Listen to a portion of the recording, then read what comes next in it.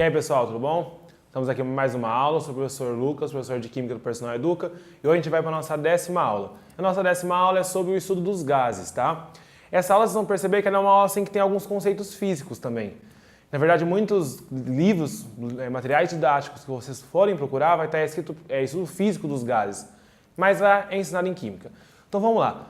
A gente vai começar estudando a teoria cinética dos gases. O que é a teoria cinética dos gases? É uma teoria que ela explica o comportamento de um gás. Então olha só, de acordo com a teoria cinética dos gases, os gases são formados por partículas pontiformes. Então olha só aqui na lousa. Se a gente pegar um recipiente com um gás, esse gás ele vai ser formado por partículas pontiformes. O que são partículas pontiformes? Lá da física, vocês sabem que partículas pontiformes são partículas de massa desprezível. Beleza? Segundo, essas partículas são muito afastadas, mas isso vocês já sabem, porque já tiveram aula comigo, nossa primeira aula, e eu já falei para vocês que no estado gasoso as partículas são desagregadas. Se são desagregadas, são muito afastadas. Beleza?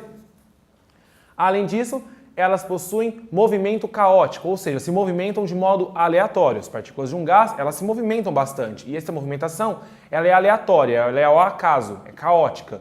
E isso que permite com que o gás ocupe, expande, isso permite com que o gás faça uma expansão no seu volume, com que ele expanda seu volume.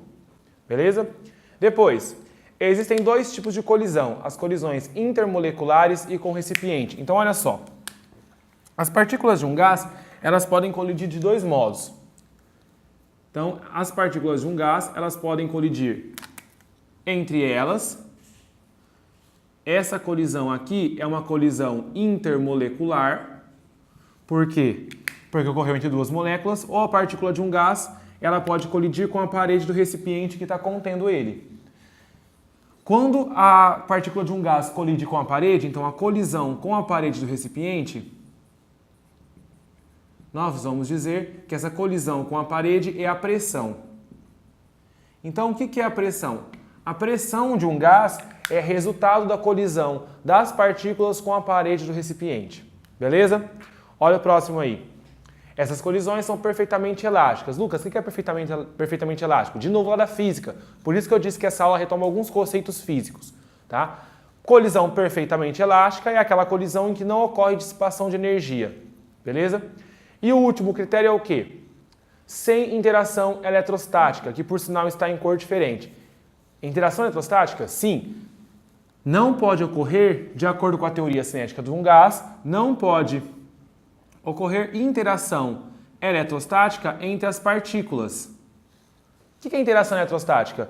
Dipolo induzido, dipolo permanente, ligações de hidrogênio. Não pode ocorrer essas interações de natureza eletrostática entre as partículas de um gás, porque só assim elas vão conseguir movimentar ao acaso, ficarem desagregadas, beleza? E o gás que segue a rigor, ou seja, um gás que segue todos esses padrões que eu falei para vocês, que segue todos esses critérios, é chamado de gás ideal. Mas nada na vida é ideal, né? Tem o gás. Então, olha só, na vida não existem gases ideais. Por que não existem gases ideais? Porque para ser um gás ideal tem que seguir todos esses critérios. E qual ele não segue? Justamente o que está grifado. É impossível, olha aí, romper todas as interações eletrostáticas de um gás. Praticamente impossível.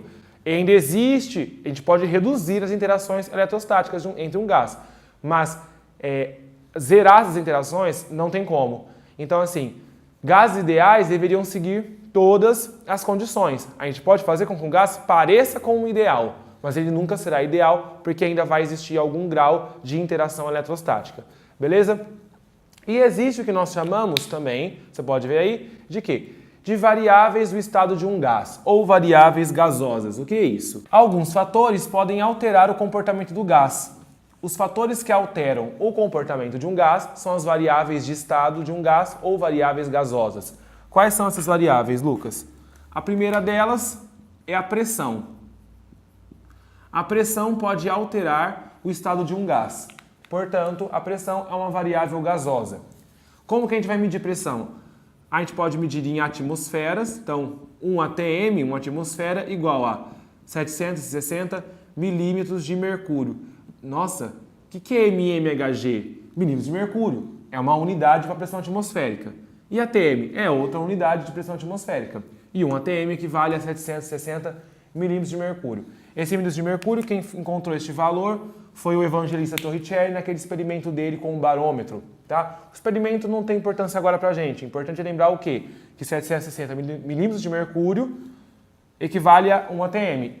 E as duas são unidades de pressão, que é uma das variáveis gasosas. Outra variável gasosa é a temperatura. A temperatura também pode alterar o estado de um gás.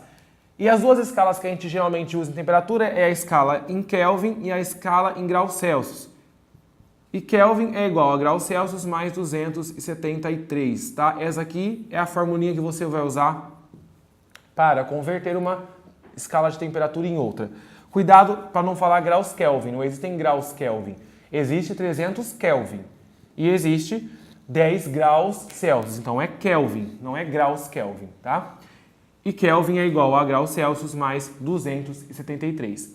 E a outra variável gasosa é o volume, que pode ser medido em ml, litros, centímetros cúbicos, milímetros cúbicos e assim por diante. Existem várias formas de transformar, e essas transformações geralmente são mais conhecidas da gente. Com o tempo a gente vai treinando essas transformações nos exercícios dessa aula. Beleza? Com a próxima então.